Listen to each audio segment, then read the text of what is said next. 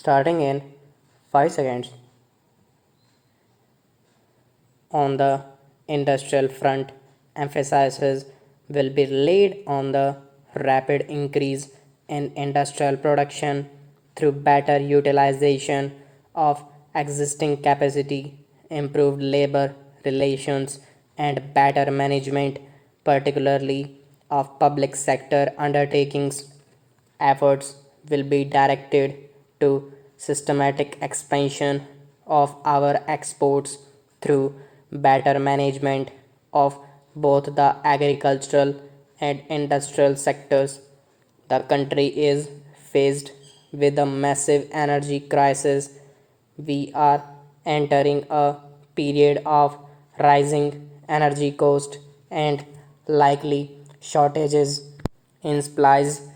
The government proposes to evolve a comprehensive national policy on energy with emphasis on fuller utilization of renewable energy sources, but traditional and non traditional. The steady deterioration of the environment threatens the present and future well being of the country and the people. Afforestation, flood control, soil conservation, preservation of flora and fauna, proper land use planning, water and air pollution controls, and judicious location of industries must be undertaken urgently.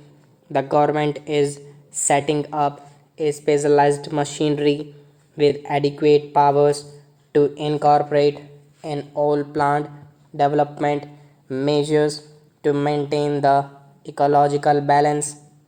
The role of science and technology will be strengthened. Steps will be taken to ensure that research and development get their due place in all important sectors of national endeavor. The government reiterates its commitment to the freedom of the press. It believes in providing all possible encouragement for the development of small and medium newspapers, including those in regional languages. An independent judiciary is a necessary concomitant of the democratic process. The government is anxious that our legal system should provide speedy justice and that opportunity for securing justice are not denied to any citizen by reason of economic or other disabilities.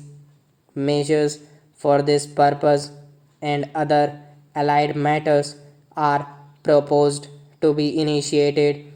The government is committed fully to secularism and will take steps to ensure that the minorities, while preserving their distinct cultural identities, enjoy a sense of full and equal participation in all spheres of national life. Legislation for assuring the minority character of the Aligarh Muslim University will be introduced in the next session. In a polity like ours, healthy relations between the center and the states are essential for effective functioning. It will be the endeavor of the central government to maintain and foster such relations. In international affairs, the government will follow the path of non alignment. India has always stood steadfast in the independence of its judgment in the making of her foreign policy. The intervention of outside forces and the induction of armaments in the region as well as in our neighborhood have created a danger situation not only for ourselves but for the entire area. Recent developments in Afghanistan highlight the re-emergence of the Cold War. This is a matter of grave concern. The countries of the region should be allowed to devote their energies to the promotion of regional stability and cooperation with one another. The resources of the region are enormous and should be utilized for the welfare of the people there. To subject these countries to big power rivalries is totally unacceptable to us. The government intends to initiate consultations and action to foster cooperation for the well being of the entire region. With our neighbors, the government intend to follow a policy of cooperation and friendship with Pakistan. Our relations are in the process of normalization and the government proposes to continue on the course set in motion by the Simla Agreement of 1972. We hope that the government's policy will be reciprocated in ample measure. Sino-Indian moves towards normalized relations, a potentially stabilizing factor, were inevitably affected by the Sino-Vietnam conflict. India remains willing to discuss all issues with China, including the boundary question, in search of a peaceful solution based on equality. We hope to progress also as regards bilateral exchanges. Our friendship with Vietnam remains a constant factor in our policy.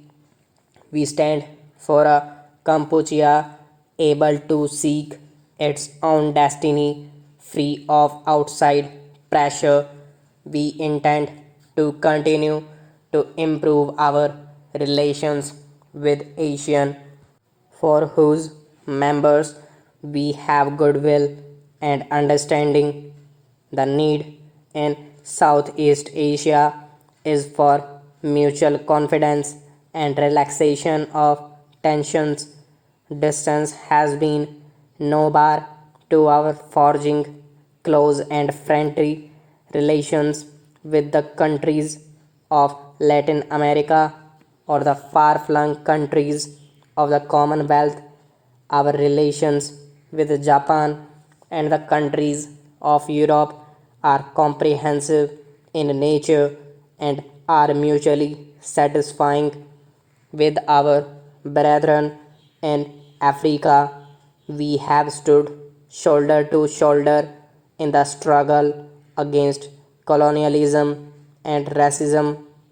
Our solidarity with the Arab cause is based on principles, and we believe that a solution to the problems of West Asia cannot be found without conceding the legitimate demands of the Palestinians for their homeland.